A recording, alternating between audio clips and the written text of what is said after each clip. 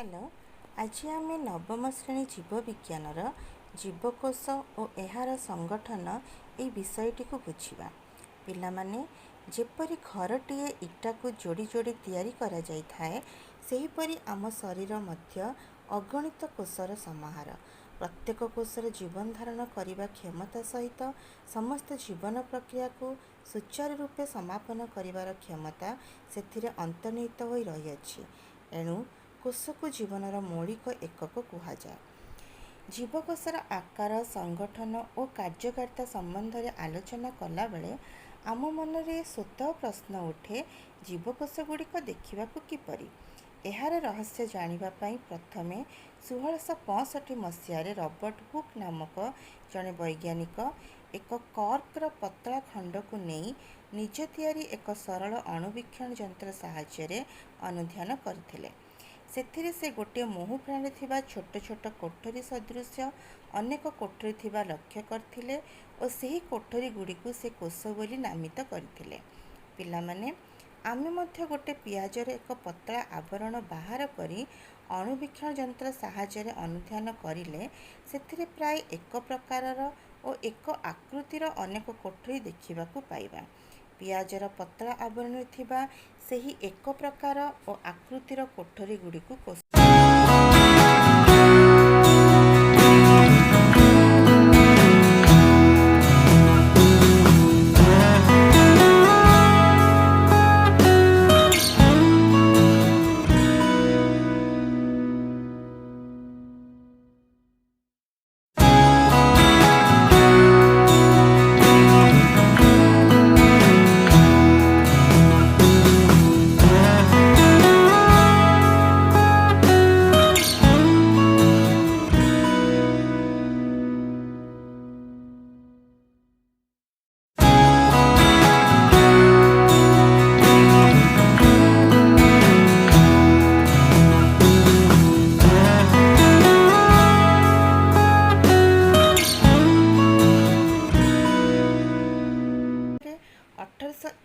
मसीह Robert brown को द्वारा न्यष्टि 1839 मसीह पुरकिंजी द्वारा आदिजीवक आविष्कृत होता।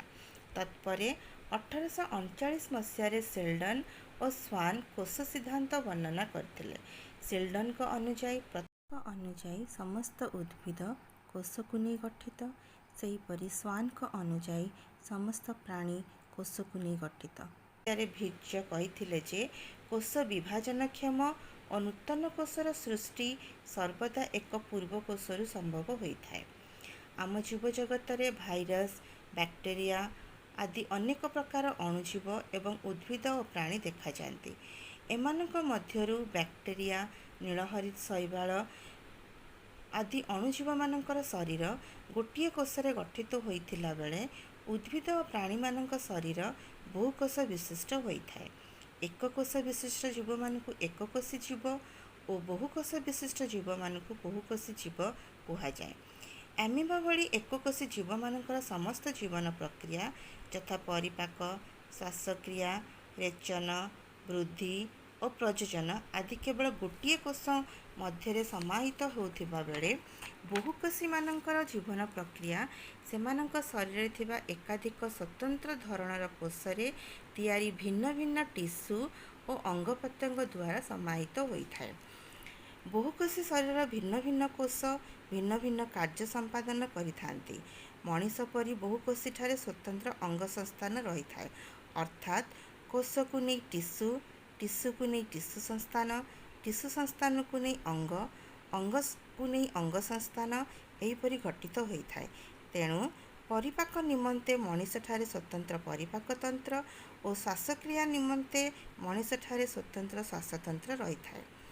प्रत्येक कोष भितर कोष आवरण बा कोष झिली द्वारा आवृत छोट छोट थली, नली और नली जालिका सदृश कोष अंगिका रही है। कोष भितर ए कोष अंगिका मानकर संख्या, आकार, प्रकार एवं कार्यधारणा धारा गोटे ठारू अन्यटीर अलगा, किंतु एक निर्दिष्ट कोष अंगिका एक निर्दिष्ट कार्य संपादन करिथाए।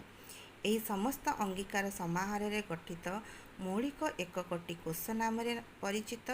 तेणु कोष ही जीवनर मूल आधार ଓ ଜୀବନର ସମସ୍ତ କ୍ରିୟା ପ୍ରକ୍ରିୟାର ମୌଳିକ ଏକକ।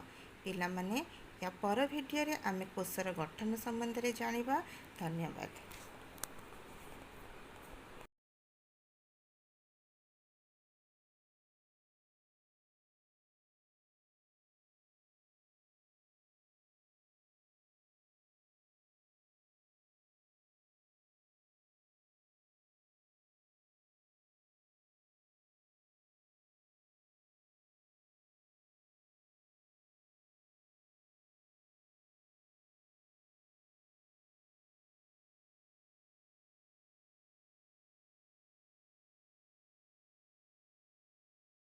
ପ୍ରାଣୀ କୋଷକୁ ନେଇ ଗଠିତ। ସେହିପରି ସ୍ୱାନଙ୍କ ଅନୁଯାୟୀ ପ୍ରତ୍ୟେକ ଉଦ୍ଭିଦ କୋଷକୁ ନେଇ ଗଠିତ।